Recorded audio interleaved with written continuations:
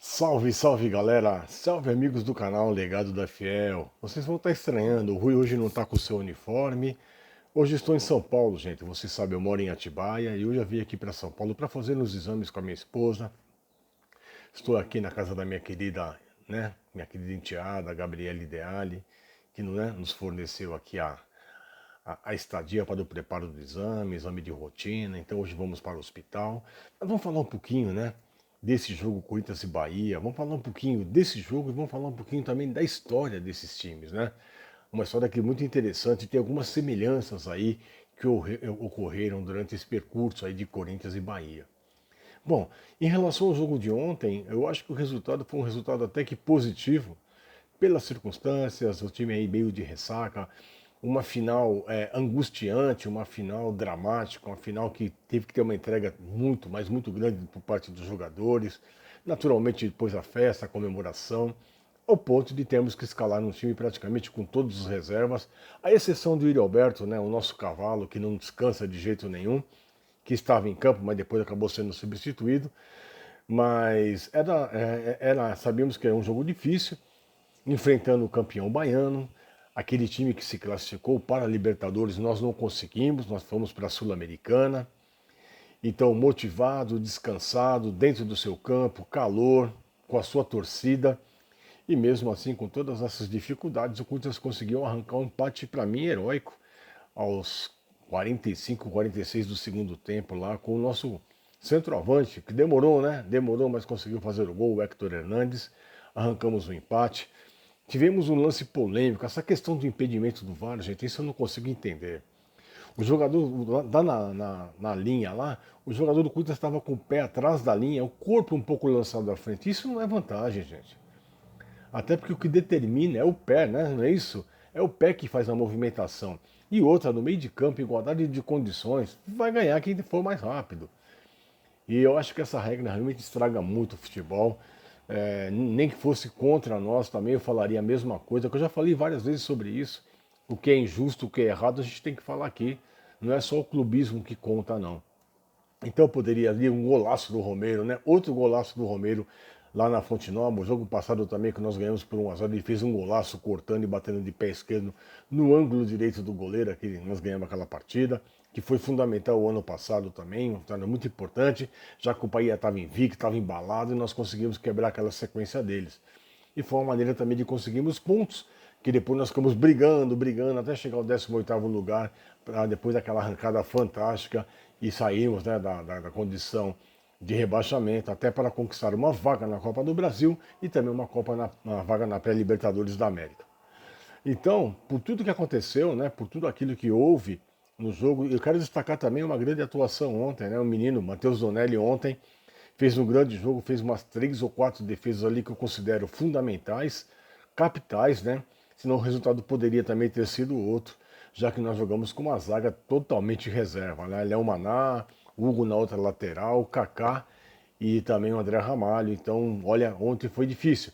E o Maicon sendo cabeça de área. Eu acho que ele deveria ter colocado pelo menos o Rian ali, que está no ritmo de jogo, que está mais entrosado ali. Poderia ter entrado no lugar do Maicon, mas são escolhas do treinador, ele sabe o que está fazendo.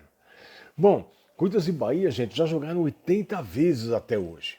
80 vezes, com 37 vitórias corintianas, 19 empates e 24 derrotas.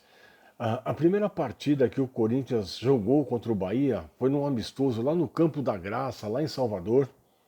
E o Corinthians ganhou por 8-1 no dia 27 de setembro de 1936.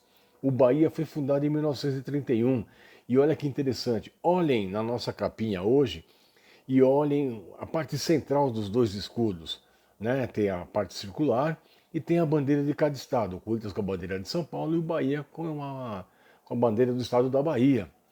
Então, quando eles estavam para fazer o escudo deles, né, gentilmente, eles vieram até São Paulo para saber se, né, conversaram com o Alfredo Schuring, que era o nosso presidente da época, se eles poderiam fazer um escudo muito parecido com o nosso, o Corinthians não ficaria chateado.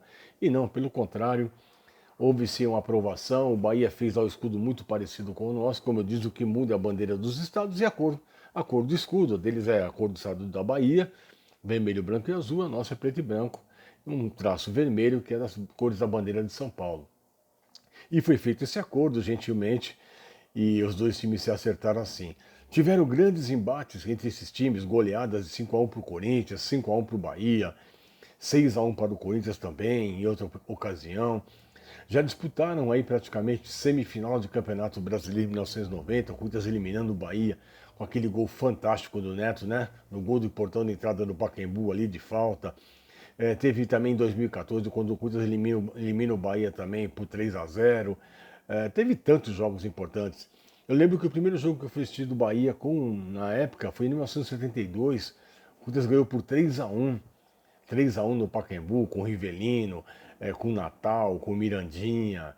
Nossa, era outro universo, né? Outro mundo, com o Baldock na zaga, com o Luiz Carlos, era outro time, o Ado no gol.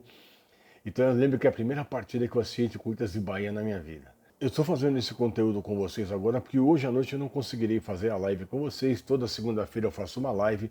Não será possível porque eu não sei a hora que vai terminar o exame da minha esposa, o exame é na parte da tarde. Eu estou em São Paulo, é trânsito, é chegar, é montar o material. Então resolvi fazer isso para vocês hoje. Possivelmente nós faremos uma live amanhã, tá? Até antecedendo essa Copa Sul-Americana, que é na quarta-feira, também não terá live por causa desse jogo. Atenção total para a estreia na Copa Sul-Americana. Então era isso. Outro componente importante também que eu não citei para vocês, o maior artilheiro desse jogo é o Teleco. Lá atrás, o Teleco jogou na década de 30, né? 30 para 40, e o Teleco ainda continua sendo o cara que fez mais gols nesse embate entre Corinthians e Bahia, fazendo 5 gols. É o que consta aí no retrospecto, tá bom? Então, gente, é isso aí. Eu queria deixar um abraço para vocês muito grande. Se você não conhece o canal Legado da Fiel, dê um pulinho agora, né? Se inscreva no nosso canal, compartilhe com seus amigos, deixe o seu like, que é muito importante para o YouTube reconhecer o meu trabalho e divulgar para mais gente, tá?